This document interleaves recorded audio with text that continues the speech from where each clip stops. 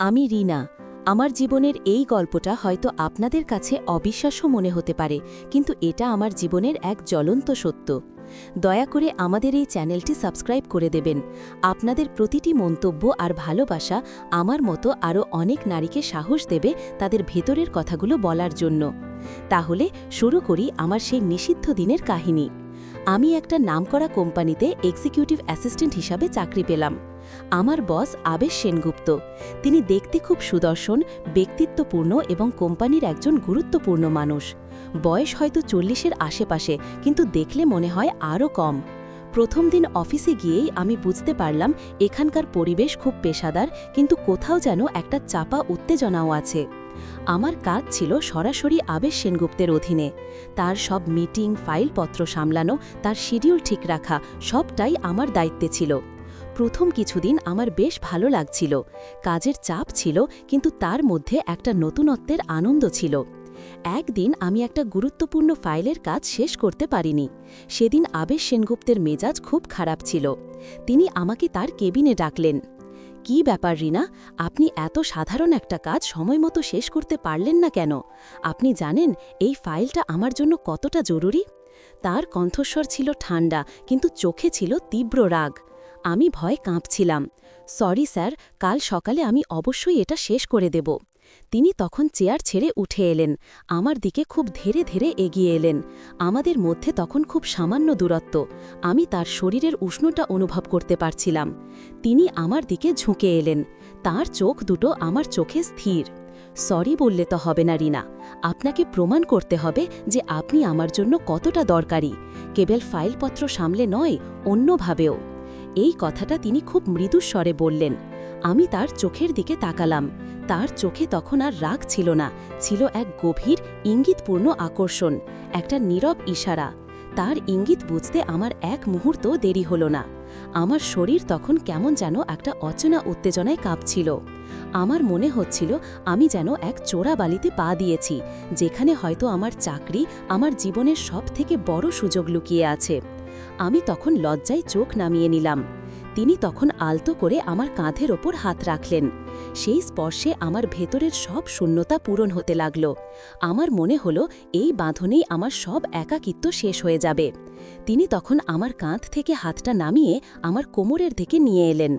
আমার শাড়ির ভেতরের নরম অংশে তার হাতের স্পর্শে আমার শরীরটা যেন কেঁপে উঠল। আমি তখন কোনো কথা না বলে শুধু তার উষ্ণতার গভীরে নিজেকে সঁপে দিলাম। তিনি আমাকে খুব আলতো করে তার শরীরের সঙ্গে চেপে ধরলেন। তার মুখটা আমার কানের কাছে নিয়ে এসে ফিসফিস করে বললেন, "আমি জানতাম রিনা, আপনি আমাকে ফেরাবেন না, আপনি আমার সবথেকে সেরা কর্মচারী।" সেরা কর্মচারী কথাটা তখন আমার কাছে খুব মূল্যহীন মনে হচ্ছিল। আমি তখন কেবলই একজন নারী, যে তার সত্যিকারের আকাঙ্ক্ষা পূরণ করতে চায়। তার পুরুষালী উষ্ণতা, তার পেশিবহুল হাতের বাঁধন আমার কাছে তখন পৃথিবীর শ্রেষ্ঠ আশ্রয় বলে মনে হচ্ছিল। আমাদের এই ঘনিষ্ঠতা ছিল আবেগের চরম বহিঃপ্রকাশ, যা সমাজের সব নিয়মকে অস্বীকার করছিল। সেই রাতে আমাদের মধ্যে কোনো সামাজিক বাঁধন ছিল না, ছিল কেবল দুজন একাকী মানুষের গোপন আকাঙ্ক্ষা আর নিষিদ্ধ মিলন। আমি জানতাম এই সম্পর্কের কোনো সামাজিক মর্যাদা নেই, কিন্তু সেই মুহূর্তে আমার কাছে এটাই ছিল আমার জীবনের সবথেকে বড় পাওয়া। সেই রাতের পর আমাদের সম্পর্কটা গোপন আর অন্যরকম হয়ে গেল। আমার কাজ তখন কেবল অফিসের ফাইলপত্র সামলানো নয়, আবেশ সেনগুপ্তের ব্যক্তিগত প্রয়োজন মেটানোও ছিল। তিনি আমাকে প্রমোশন দিলেন, আমার বেতনও বাড়ল। আমি তখন অফিসে একজন গুরুত্বপূর্ণ কর্মচারী।